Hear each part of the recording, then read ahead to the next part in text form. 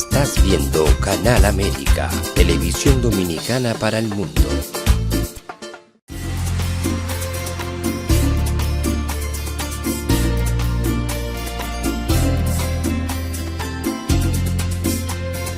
A Time for Truth show is sponsored by the Office of Dr. Bernard Fialkoff, a periodontal, dental implant and laser specialist in New York City, for over 40 years. Dr. Fialkoff was honored by the International College of Dentists and Pierre Fauchard, and received the Presidential Lifetime Humanitarian Honor from the White House. Call us at 718-229-3838. Sometimes life can be so damn hard. You don't know where to go. Everything keeps falling apart. Yeah. You try to do your best, but only God knows that you've given everything you've got, but the world takes you down. You just keep moving on. Let your fears. Welcome to A Time for Truth show. It's a pleasure to have you back with us again. And we're going to continue with part 2 of our interview with Mr. Lance Dyer, an engineer, if you will. Let's put on the images as we introduce Mr. Dyer, who's founder of the Dakota Dyer Foundation in Alabama, who's shared information concerning the manufacturing, distribution, and retail sales of synthetic drugs with local, state, and federal law enforcement agencies over the past 12 years. He's worked against Kratom, or Kratom, as you see there on the screen. And Mr. Dyer has hosted the first 2 Georgia synthetic drug summits, beginning in 2012, with over 565 federal and state law enforcement officers, first responders, counselors, and teachers attending. He has personally hosted synthetic drug seminars in 5 different states. He's a recognized, accredited, and specialized witness for state and federal court cases concerning the importation, marketing, packaging, and design of synthetic cannabinoids. Mr. Dyer has provided information to local, state, and federal law enforcement agencies over the years regarding illegal synthetic drugs, resulting in over 318 arrests, $241 million in cash seized, plus $906 million of drugs seized, and has been involved with 19 drug-related raids in which he personally accompanied federal, state, and local level authorities nationwide. Lance has participated or been featured in over 148 televised or broadcast interviews with CBS, ABC, NBC, Fox, CNN, National Geographic, BBC, NHK, plus numerous other television, radio, and print interviews. He also has been featured in a synthetic drug PXA for the United States Postal Service. He's personally spoken to Army and Navy personnel at 4 separate military installations and has worked closely with state and federal elected officers to strengthen current synthetic drug laws and the Federal Analog Act. He recently addressed city, county, and state elected bodies across the U.S. on the dangers of kratom and has addressed 26 states on the topic of synthetic drugs at the House of Representatives and the Senate. Welcome, Lance Dyer, to A Time for Truth show. Thank you, Doc. It's a pleasure to be back with you again. Well, I'm looking forward to part two, and I know we have a lot to share, so we won't cut any slack here. We'll get going. And I wanted to ask you, did you always know that you were going to become such an expert in the field of illicit drugs? No, no, sir. Not at all. When we lost Dakota, I realized real quickly I had to surround myself with some of the smartest people I could find when it came to synthetic drugs. And because I knew nothing about it, I mean, nothing. And so what I did is I reached out to the leaders in the field.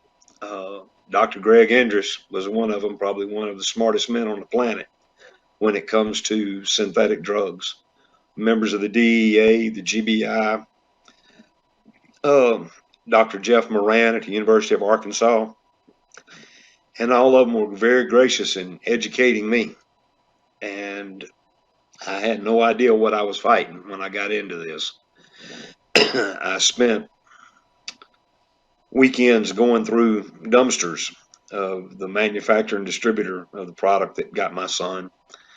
I took all those garbage bags to the Height DEA headquarters in Atlanta, turned it over to them, and about 2 months later, Operation Logjam went down. They seized hundreds of millions in cash and assets, times 3 in drugs, 100-something arrests. They knocked a dent in it.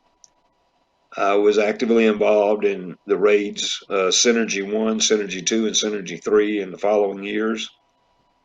I've worked with state and local officials from Aaliyah in Alabama to the GBI to local city police officers, sheriffs all across the country, as far up as working with the DEA in the state of Alaska, that resulted in a major raid. My thought process is we've got to take them down. We've got to go to war with them, and I've got to hit them where it hurts, and that's their money and their freedom. Take their freedom, take their toys, take their money away from them, and put them out of business. And I still do that today, but I also realized we have to educate our young people. We have to have legislation put into place that can give our law enforcement and our judicial communities the tools they need to work with. So we begin at the local levels, at the city levels, getting legislation passed and bouncing it up to the counties and then going to the states, letting them tweak it and rewrite it. And we wound up testifying in 26, 27 states. I've testified in Washington 3 times. I've spoken with the Senate Drug Caucus Committee. We've spoken with governments from other countries. Was involved with Puerto Rico and some of their laws there in the beginning. We had to give law enforcement the tools to work with. That was the reason the Federal Analog Act was so important. It gave law enforcement the ability that, basically, if it walked like a duck and it quacked like a duck and it had feathers like a duck, that law allowed them to call it a duck. Because synthetics were so evolving, they were so changing. They could tweak one molecule and make a different synthetic. That's right. So instead of having line item legislation where you had to list each individual chemical, it allowed the feds to use the Federal Analog Act, which was already in place. As we saw them changing more and more and more, during the Obama administration, we were able to get the Federal Analog Act strengthened because it was coming to a point where a good defense attorney would be able to say, it's changed so much, it's not like the original one here that you're working off of, and they could start losing cases. So we had to get them to put some teeth into the Federal Analog Act so when they bit, it would hurt. We've been able to, fortunate enough to address Native American reservation schools, inner city groups and schools, high-risk teens.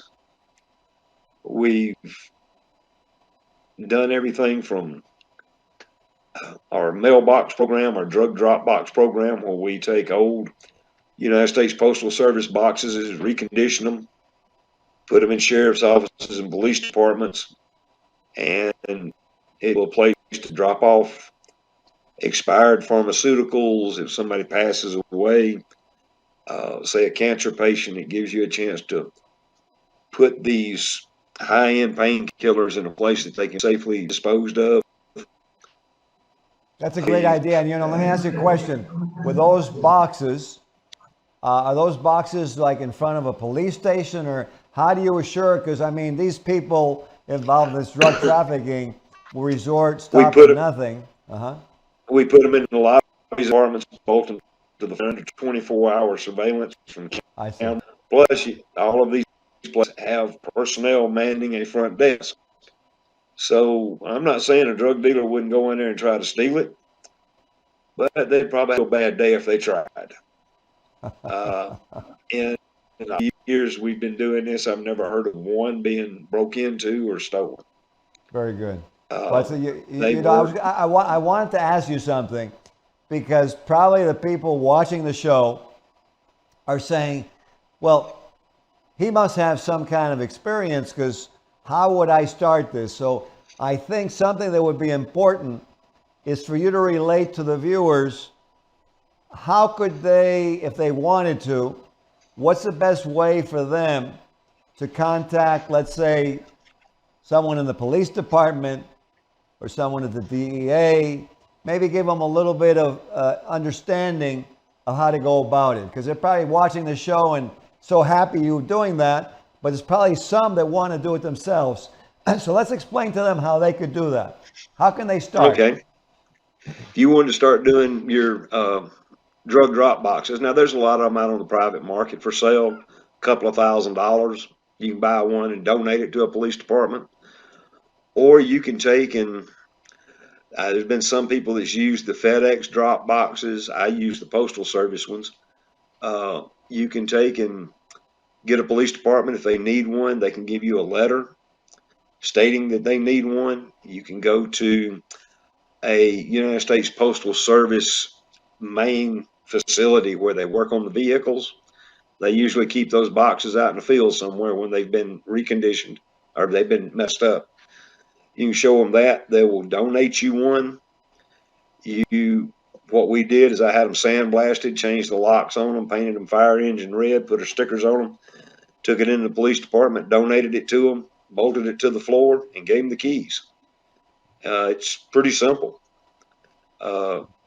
If you want to do that and you have trouble, give me a call. I'm not a hard person to find. I'll be more than happy to walk somebody through it. It's like we try to donate as much narcan as we can to police officers. The reason is that ambulance personnel and fire personnel, their narcan is given to them through the hospitals. Yeah. Police officers have to purchase their own. So when we were able to get a hold of narcan, we donate it to police departments. That's something parents could do if they wanted to. Do not put it out for general use, because I feel like I'm facilitating. We've seen where there's been narcan parties where young people get together and literally intentionally try to overdose. And they'll have narcan present and they'll bring them back. What a lot of people don't realize now is with fentanyl and carfentanil, there's things out there that it takes 2, 3, 4 doses of narcan to bring you back. The ketamines that are out there now, narcan won't even help you hardly. So I don't hand it out to just everybody. Give it to our police officers. Number one, to protect themselves. And two, if they roll up on a call and somebody's overdosed, it gives them an opportunity to bring that person back. There's so many different ways. If you want to try to help educate young people, if you want to try to get them material in your area, Foundation for a Drug-Free World will give you that material for free and won't charge you a dime for it. You can get it into your school systems, your recreational systems, your police departments, the resource officers. There's just so many different avenues that just a local person can help in their area, their town. And it's not going to cost them a lot of money. Well, that's beautiful. I was going to ask you, could you relate your presentation and experience with the United States Senate Drug Caucus Committee concerning, the legalization aspects and the consequences of these designer synthetic drugs? When we went to the Senate Drug Caucus Committee, we went as devastated parents, basically. And we had an agenda of what we wanted done when it came to the Federal Analog Act, when it came to strengthening our borders. We knew it was coming out of China. Since day one, since Professor Hoffman out of Clemson developed a JW018, ever since his post-grad students sold it to the formulas to the Chinese, every bit of it's been coming out of China. It's something we wanted to, and they did. They cracked down on the DHL facilities. They made it where it was a little bit harder to get it imported into this country out of China. The Chinese have used this as a cash cow for years. And it's not just synthetic cannabinoids. It's ketamine, it's methamphetamines now, it's fentanyl, it's anything they can think they can sell through the cartels now into the United States. They're producing it. This is my opinion. We're already in World War III, and the Chinese have already fired the first shots. And they're firing them at our young people, our young adults. They're attacking their ability to get a quality education. They're attacking their freedom by, if they get caught with this stuff, they can go to jail. They're attacking their lives. We have young people that are hospitalized long term and have passed away due to these drugs. And these chemicals, these drugs come straight out of China. And the Chinese government knows what they're doing. Just recently, the president and the Chinese premier had a discussion about this. So he's aware and he doesn't care. The one good part about it is the Chinese are predictable. They utilize New Zealand, Australia, England. You mentioned the Dominican Republic, that was part of it, and some South American countries. They will send those drugs there first and see what hospitalizations and deaths look like. If they're super bad, they will move on to another drug. If they're not that bad, then they'll start shipping it into Europe and the United States. So there's our tripwires.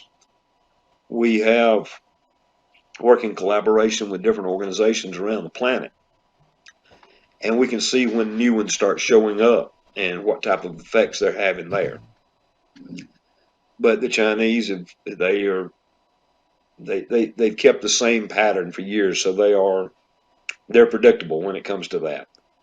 Once we strengthened up Customs and Border Patrol under the Trump administration, the DHL facilities were able to intercede what was being come in. At the beginning of the Biden administration, the Chinese started bringing it in, collaborating with the cartels down in Mexico. They were bringing it in with the border policy as the way it is now. It made smuggling across the border extremely easy. And we started seeing enough fentanyl come in to, kill 1 million people, kill the population of Atlanta or Dallas. We just, like in Colorado, 5.1 million dosages of it. It got to be very easy to smuggle drugs across the border out of Mexico. You don't hear a lot of it coming through Florida now. The old smuggling routes of the cocaine cowboys, coming through the Caribbean, up through Colombia into Florida, Mississippi, Alabama, Louisiana.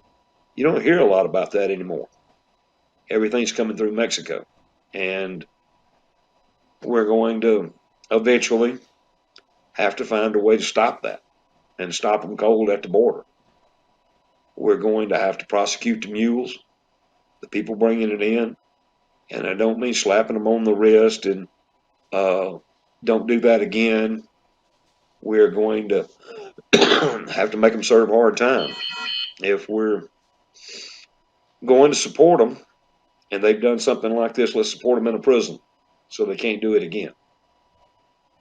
Our young people, I've been so fortunate, so blessed to speak with so many around the country.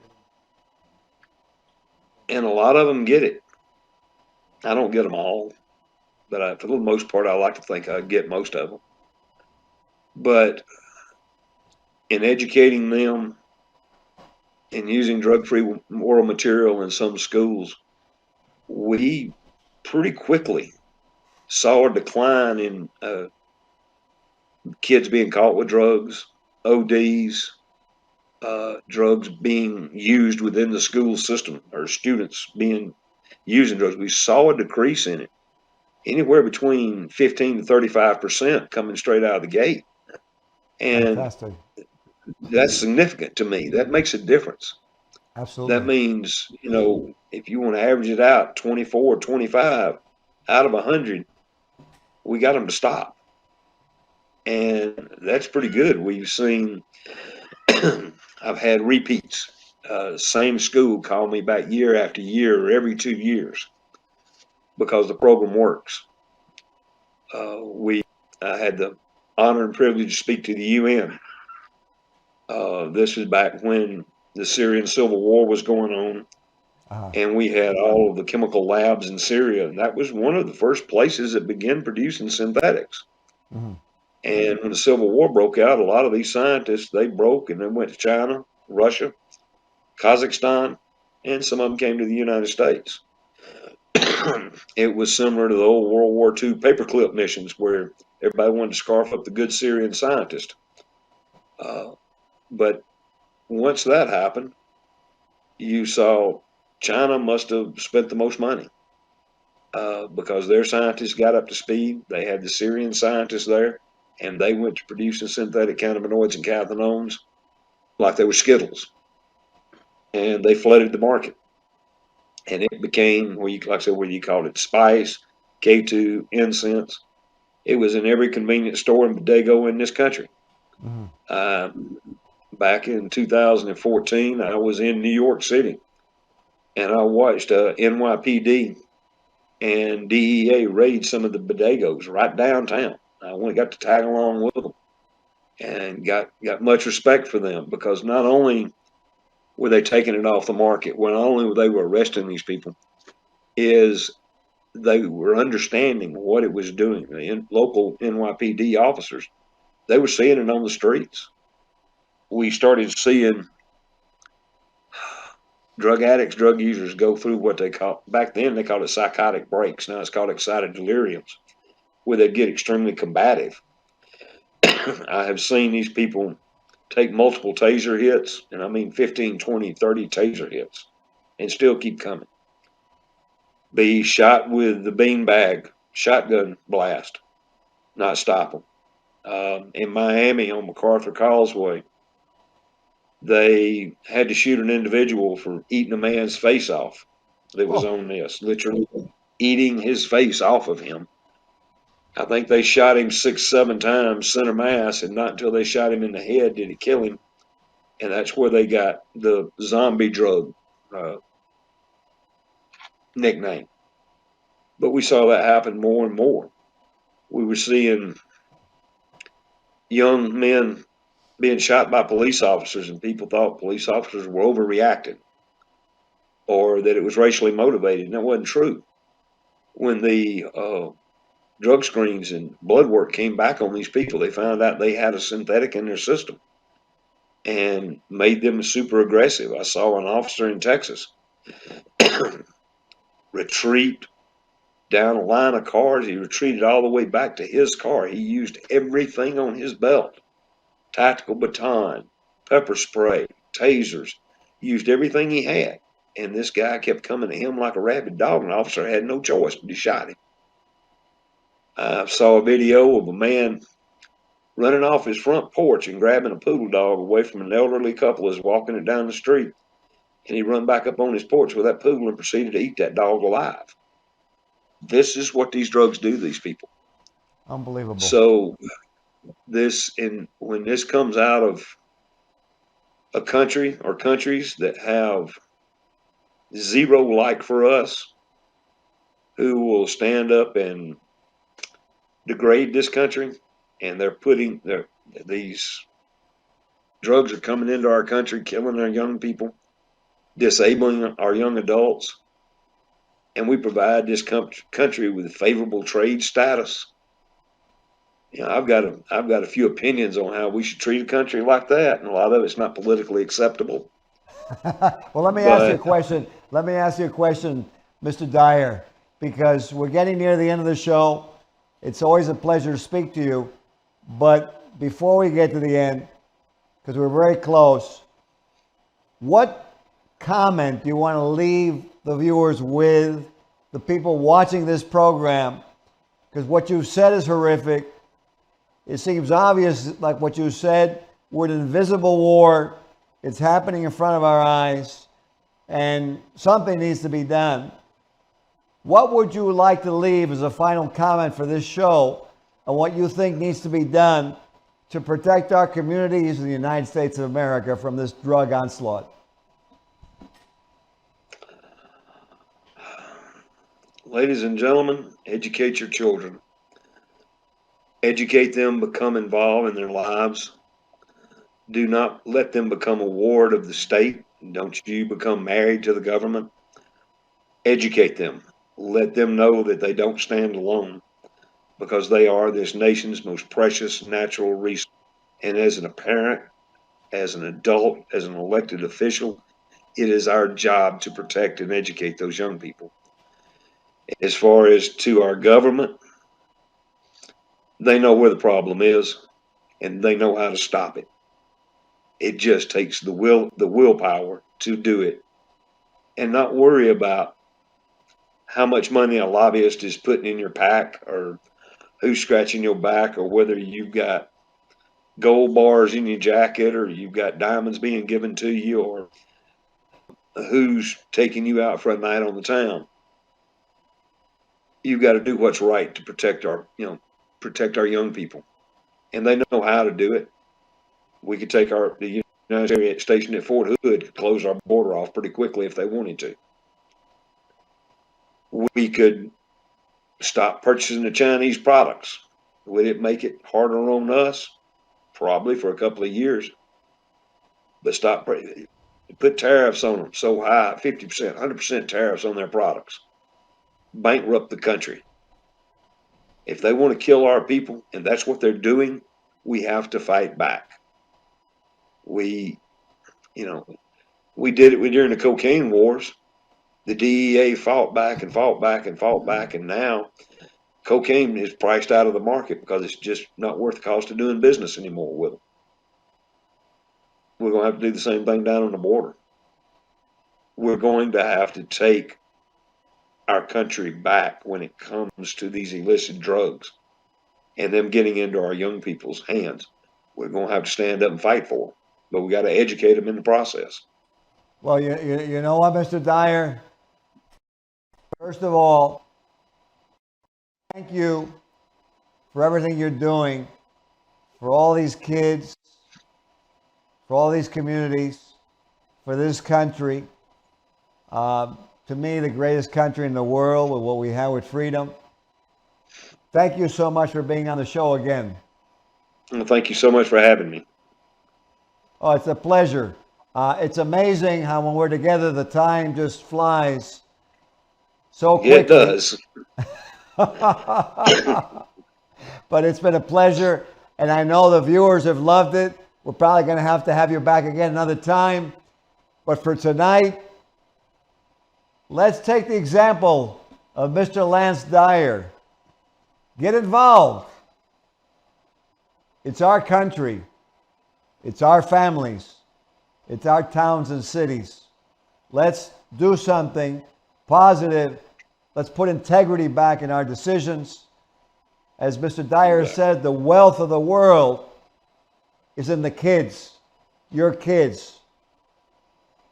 And the end result, you're going to have to realize that what you've done and you want to live with yourself. Let's do the right thing and let's follow his example. Thank you for tuning in. Have a very good night. You too, sir. Thank you so much. This show was sponsored by A Time for Truth Foundation Incorporated as a community service. Sometimes life can be so damn hard. You don't know where to go. Everything keeps falling apart. Yeah. You try to do your best, but only God knows that you've given everything you've got, but the world takes you down. You just keep moving on. Let your feet